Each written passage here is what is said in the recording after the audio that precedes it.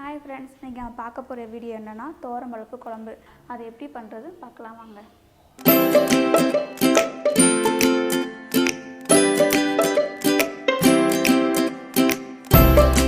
பருப்பு குழம்புக்கு தேவையான பொருட்கள் பார்த்துடலாம். 1.5 டீஸ்பூன் மஞ்சத்தூள், 6 காஞ்ச மிளகா, 2 டம்ளர் பருப்பு, இந்த குட்டி டம்ளரில் 2 டம்ளர் பருப்பு. ஓகே, உப்பு தேவையான அளவு, நெய் 2 டேபிள் ஸ்பூன்.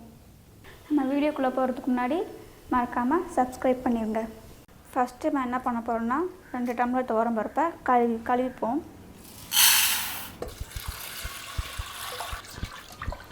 நல்லா கழுவி எடுத்துக்கோங்க.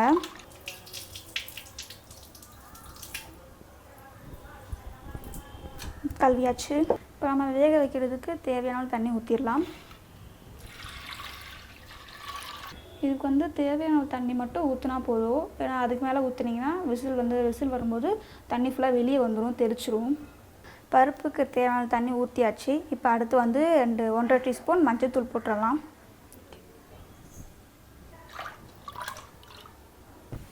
அது லைட்டாக மாதிரி கிண்டி விட்டுருங்க. உப்பு எதுவுமே போடக்கூடாது பருப்பை வைக்கும்போது. இதை இப்போ நம்ம மூடி போட்டு வேக வச்சிடலாம். இதுக்கு 3 விசில் வந்தால் மட்டும் போதும். ஏன்னா அது குக்கருக்குள்ளே அந்த விசில் இறங்குற வரைக்கும் குக்கருக்குள்ளே இருந்துச்சுன்னா அது சூட்லேயே அதே வெந்துடும். விசில் வந்துருச்சு. இப்போ நம்ம பருப்பை இறக்கலாம் வாங்க. நல்லா வெந்துருச்சு பார்த்தீங்களா, நல்லா வெந்துருச்சு பருப்பு. இப்போ நான் அந்த பருப்புக்கு தாளித்து ஊற்றிடலாம். கடாய் வச்சாச்சு. கடாய் சூடானதும் 2 டேபிள் ஸ்பூன் நெய்யை நம்ம ஊற்றிடலாம். சூடாயிடுச்சு.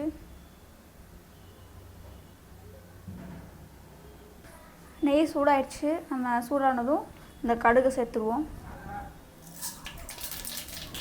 கடுகு பொரிஞ்சிடுச்சு. கடுகு பொரிஞ்சதும் நம்ம கருவேப்பிலையே சேர்த்துருவோம். இதோட அடுத்து காஞ்ச மிளகா அதையும் சேர்த்துருவோம். இப்போ நம்ம அடுத்து இதோட பருப்பை சேர்த்துக்குவோம்.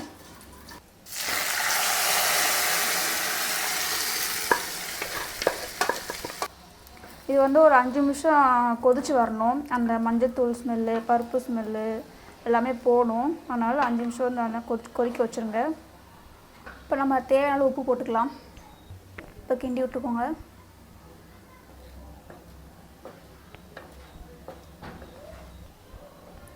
ஆனால் ஸ்பீடாக வச்சுக்கோங்க, சிம்லலாம் வைக்க வேணாம்.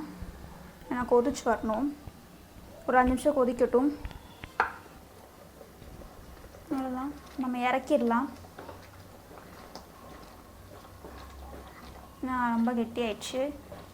இதுக்கு மேலே கெட்டியானால் தொட்டு சாப்பிட்ற மாதிரி தான் இருக்கும். இப்போ நம்ம இறக்கிடலாம் குழம்ப. இப்போ நான் பருப்பை வேறு பாத்திரத்துக்கு ஷிஃப்ட் பண்ணிடலாம்.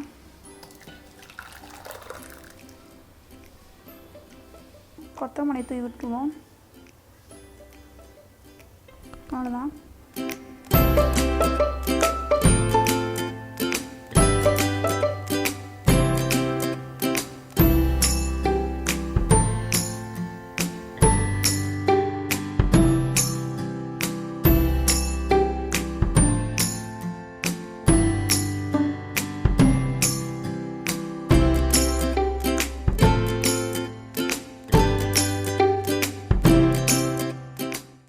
இங்கே பாருங்கள், நம்ம பருப்பு குழம்பு எவ்வளோ அருமையாக வந்திருக்கு.